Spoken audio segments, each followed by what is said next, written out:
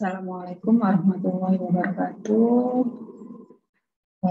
Berjumpa lagi dengan saya, Lilis Nafuro. Di sini saya akan menjelaskan video pembelajaran lanjutan tentang deteksi dini perkembangan. Yang mana di sini sebelumnya sudah ada untuk deteksi dini perkembangan part 1 dan part 2. Yang mana pada deteksi dini part 1 itu sudah menjelaskan tentang deteksi dini perkembangan dengan menggunakan KPSP, kuesioner praskreening perkembangan. Kemudian di sini sudah ada video pembelajaran yang tentang deteksi dini perkembangan untuk part 2, yaitu yang membahas tentang TDL, yaitu tes daya dengar dan tes daya lihat. Sehingga saya lanjutkan pada pertemuan kali ini adalah untuk deteksi dini penyimpangan masalah mental emosional, atau sekarang adalah masalah perilaku emosional, yaitu dengan menggunakan KMPE, kuesioner masalah perilaku emosional.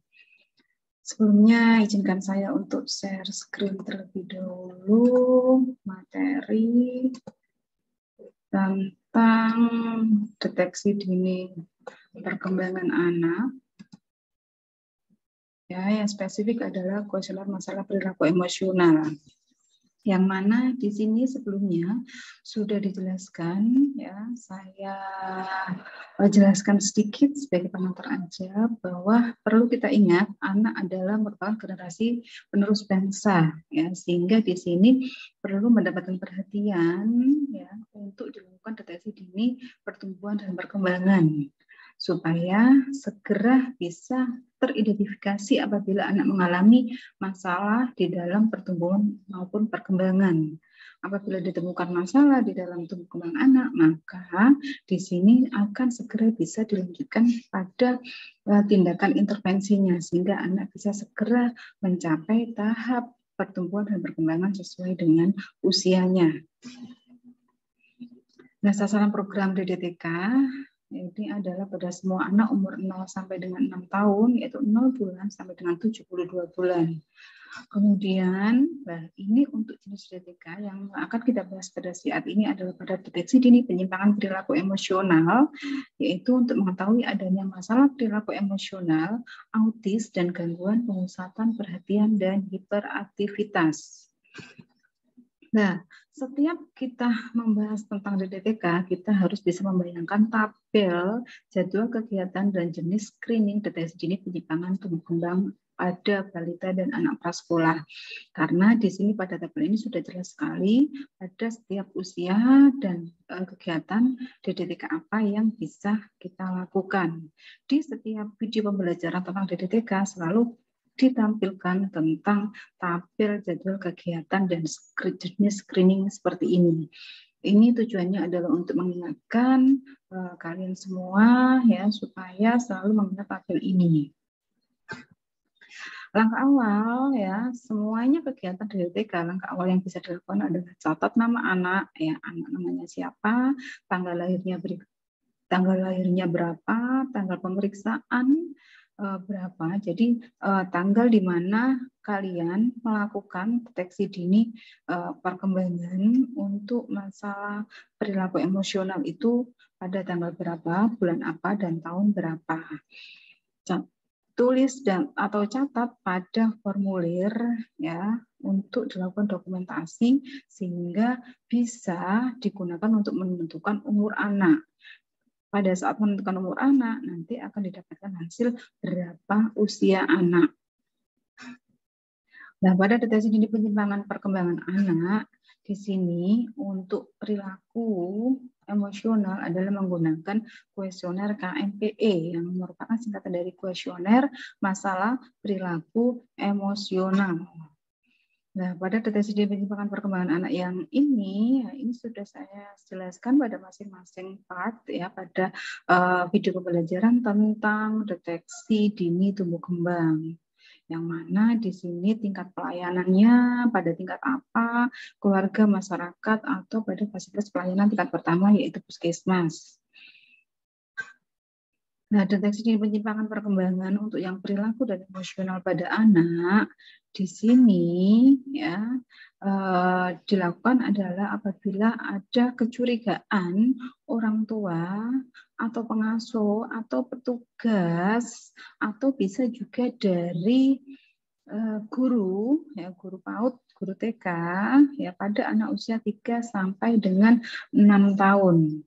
Yang mana sehingga bisa dilakukan ya deteksi masalah perilaku emosional dengan menggunakan KMPE. Nah, untuk masalah emosional ini bisa dilakukan pada anak usia 3 tahun ke atas, yang mulai 3 tahun sampai 6 tahun. Yang mana pada kuesioner KMPE, kuesioner masalah perilaku emosional ini terdiri dari 14 pertanyaan untuk deteksi dini masalah mental emosional. Ya. Dan menggunakan KPE ini adalah dilakukan setiap 6 bulan sekali. Caranya adalah tanyakan pada orang tua atau pengasuh ya yang ada pada KMPE, catat jawabannya iya atau tidak, kemudian kita hitung jumlah jawaban iyanya. Jika ada jawaban iya, kemungkinan di sini anak mengalami masalah perilaku emosional. Jadi normalnya adalah tidak ada jawaban iya. Nah, ini adalah instrumennya ya, kuesioner masalah perilaku emosional atau instrumen KMPE-nya. Jadi ada 14 pertanyaan, normalnya tidak ada jawaban iya. Jika satu saja ditemukan jawaban iya, maka di sini kemungkinan anak mengalami masalah perilaku emosional. Intervensinya di sini, bila ditemukan satu atau lebih masalah perilaku emosional, lakukan konseling pada orang tua menggunakan buku pedoman pola asuh yang mendukung perkembangan anak, kemudian dilakukan evaluasi setelah 3 bulan, jadi kita kontrak pada orang tua, Bu, ya kita berikan konseling, setelah kita berikan konseling, kita berikan kita kontrak waktu, Bu, di sini kita nanti akan melakukan tes lagi ya, tes perkembangan masalah perilaku emosional pada anak ibu 3 bulan kemudian. Jadi kita lakukan tes ulang. Bila tidak ada perubahan pada 3 bulan kemudian atau tes ulang untuk masalah perilaku emosional, maka lakukan tindakan rujuk ke rumah sakit yang ada fasilitas tumbuh kembang anak atau kesehatan jiwanya. Kemudian kemungkinan yang kedua, bila ditemukan 2 atau lebih jawaban iya pada masalah perilaku emosional pada instrumen KMPE, kuesioner masalah perilaku emosional, maka di sini kita edukasi pada keluarga untuk dilakukan rujukan ke rumah sakit yang memiliki fasilitas tumbuh kembang anak atau kesehatan jiwa. Dan jangan lupa dalam surat rujukan harus dituliskan jumlah dan masalah perilaku emosional yang ditemukan. Jadi kita tuliskan di sini bahwa berapa jumlah jawaban iya pada instrumen KMPE dan apa masalahnya di situ. Kita cantumkan pada surat rujukan ya yang akan dibawa ke rumah sakit yang memiliki fasilitas tumbuh kembang anak atau kesehatan jiwa. Nah, mungkin itu yang bisa saya sampaikan untuk deteksi dini penyimpangan mental emosional dengan menggunakan instrumen KMPE.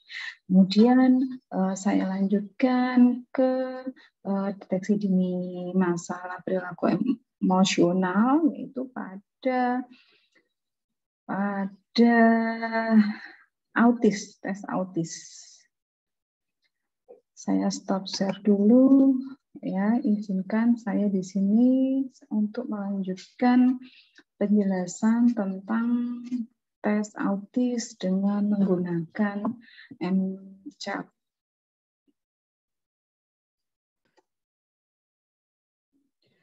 Selanjutnya adalah pada tahap selanjutnya adalah tes autis dan tes gangguan pemusatan perhatian dan hiperaktivitas.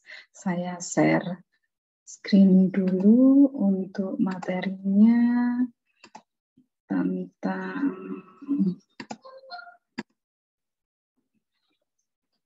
Deteksi dini perkembangan anak untuk autis dan gangguan pemusatan perhatian dan hiperaktivitas. Ya, ini sama halnya dengan materi yang depan tadi. Ya, ini juga tabelnya. Langkah awalnya sama, semuanya kita harus bisa menentukan umur anak dalam tahun, bulan, dan hari. Karena apa? Ini bedanya. Kalau pada anak pada tes autis adalah bisa dilakukan mulai anak usia 18 bulan sampai dengan usia 3 tahun atau 36 bulan. Sedangkan untuk tes gangguan pemusatan perhatian dan hiperaktivitas bisa dilakukan pada anak usia 36 bulan sampai 72 bulan. Karena untuk tes autis apabila dilakukan pada usia di atas 3 tahun itu biasanya hasilnya kurang valid sehingga perlu ada tindakan-tindakan lanjutan. Ya, biasanya itu sudah pada rujukan ya ke rumah sakit yang memiliki poli tumbuh kembang anak. Nah, ini untuk kuesioner deteksi dini autis yaitu dengan menggunakan MCAT ya. Ini tadi sudah saya jelaskan, untuk deteksi dini autis itu dilakukan pada anak umur 18 sampai 36 bulan. Ini dilakukan utamanya adalah bila ada keluhan atau kecurigaan dari orang tua, pengasuh, petugas ya, ataupun guru PAUD. Ya, karena ada satu atau lebih di situ masalah perkembangan, atau bisa saja ternyata didapatkan masalah satu atau lebih keterlambatan bicara, adanya gangguan komunikasi atau interaksi sosial, dan adanya perilaku yang berulang-ulang. Jadi ini kok ada perilaku berulang-ulang yang dilakukan oleh anak. Nah, ini kecurigaan untuk mengarah ke masalah autis. Jadi ada 3 hal ini yang kemungkinan kenapa harus dilakukan tes autis adalah ada keterlambatan bicara, ada gangguan komunikasi atau interaksi sosial, kemudian ada perilaku yang berulang-ulang yang dilakukan oleh anak. Nah, ini adalah kuesioner autis ya, MCAT ya. Jadi Modified Checklist for Autism in Toddler. Ya, jadi ini memang adalah diperuntukkan untuk anak usia toddler. Jadi perlu diingat, anak toddler itu adalah anak usia 1-3 tahun, tetapi tes autis ini adalah dilakukan mulai anak usia 18 bulan sampai dengan 36 bulan. Ini adalah instrumennya, instrumen MCAT-nya, instrumen pemeriksaan MCAT. Jadi ada 23 pertanyaan. Ya, dengan pilihan jawaban iya dan tidak. Jadi di sini nanti jawabannya apa, nanti silakan dilakukan tanda, yaitu dilingkari maupun disilang mana jawabannya. Kemudian di sini ini spesifiknya. Kalau pada kuesioner-kuesioner untuk deteksi dini pertumbuhan perkembangan lainnya adalah kita total pilihan jawabannya iya, seperti KPSP, kemudian KNPE itu ada dari jawaban iyanya. Tetapi di sini pada tes autis dengan menggunakan MCAT ini ada pertanyaan-pertanyaan ciri khas tersendiri.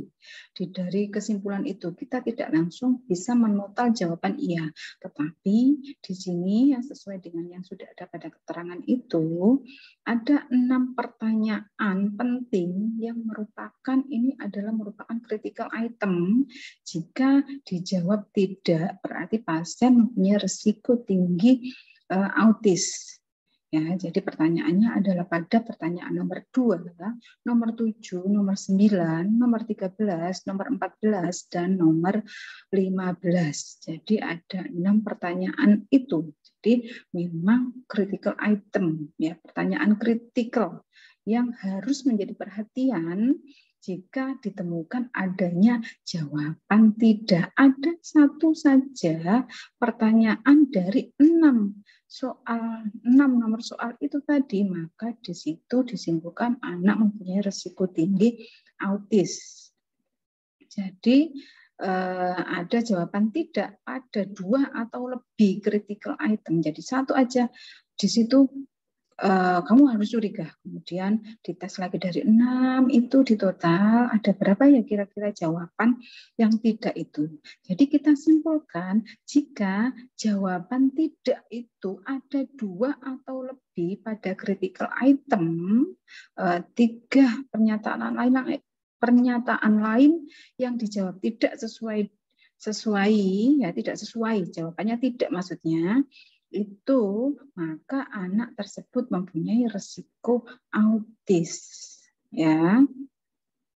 Kemudian ya, jika perilaku itu jarang dikerjakan, misal Anda melihat 1 atau 2 kali, mohon dijawab anak tersebut tidak melakukan.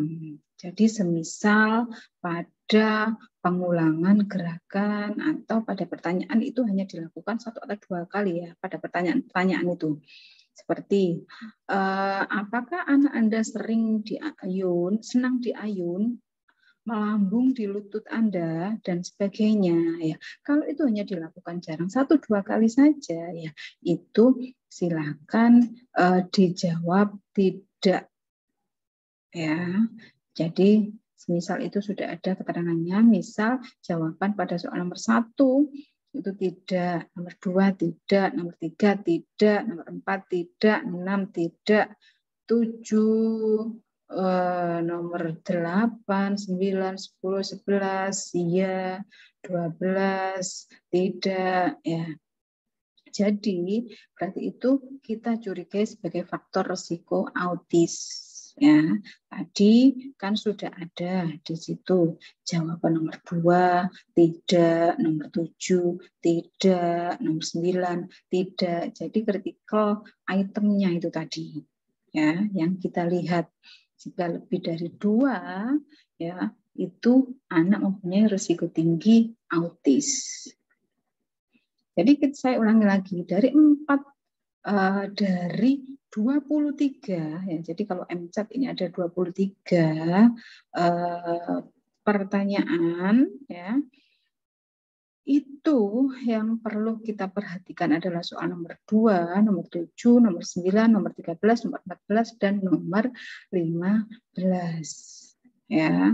Apabila didapatkan jawaban tidak 2 atau lebih, maka di sini anak dicurigai untuk autis, risiko tinggi autis, sehingga perlu dirujuk ke rumah sakit yang memiliki fasilitas poli tumbuh kembang anak.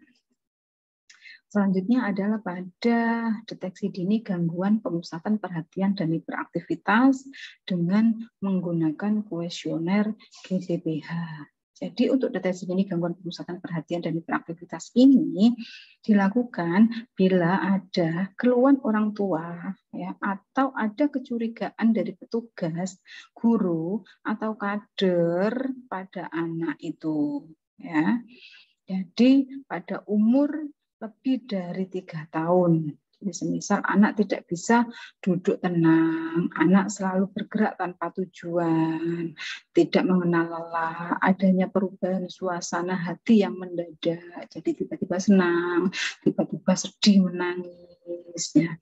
Berarti itu perlu dilakukan deteksi dini gangguan pemusatan perhatian dan hiperaktivitas. Pada kuesioner GBPH di sini ada 10 pertanyaan. Ya. Ada 10 pertanyaan. Ini adalah instrumen GBPH-nya. Jadi ada pilihan jawaban 0, 1, 2, dan 3. Kita boleh memberikan tanda centang pada 0 apabila anak tidak pernah melakukan, 1 apabila kadang-kadang, 2 apabila sering, dan 3 apabila selalu. Ya, jadi di dalam menanyakan setiap pertanyaan di situ selalu kita tekankan apakah anak tidak kenal lelah atau aktivitasnya itu berlebihan, geraknya banyak. Bagaimana? Apakah di situ kadang-kadang, sering atau selalu, Bu? Ya, atau Pak? Kita tanyakan. Apabila ternyata kok didapatkan anaknya itu sering, ya udah kita centang, kita berikan tanda centang pada angka 2. Ya, dan untuk nomor pertanyaan selanjutnya. Interpretasinya di sini apabila nilainya itu 13 atau lebih, maka di sini kemungkinan anak mengalami gangguan pemusatan perhatian dan hiperaktivitas. Apabila jawabannya itu skornya nilainya itu lebih dari 13, maka rujuk ke rumah sakit dan tuliskan kelainan yang ada. Apabila nilainya kurang dari 13 ya, tetapi ragu, maka lakukan periksa ulang 1 bulan lagi. Jadi setelah kita memberikan edukasi kepada keluarga, kita kontrak waktu, Bu, di sini 1 bulan lagi saya akan melakukan tes kepada anak panjenengan untuk dilakukan tes gangguan pemusatan perhatian dan hiperaktivitas. Bila tidak ada penyimpangan, jangan lupa beri pujian pada keluarga dan berikan edukasi kepada keluarga untuk tetap memberikan pemenuhan kebutuhan ya, fisik biologis dengan memberikan nutrisi, imunisasi, kebersihan badan dan lingkungan, pengobatan, olahraga dan bermain. Kemudian tetap berikan kasih sayang, tetap berikan stimulasi sensorik, motorik, emosional, sosial, bicara, kognitif, kemandirian, kreativitas, dan kerjasama. Dan melanjutkan pemantauan tumbuh kembang secara berkala, yaitu setiap 6 bulan sekali.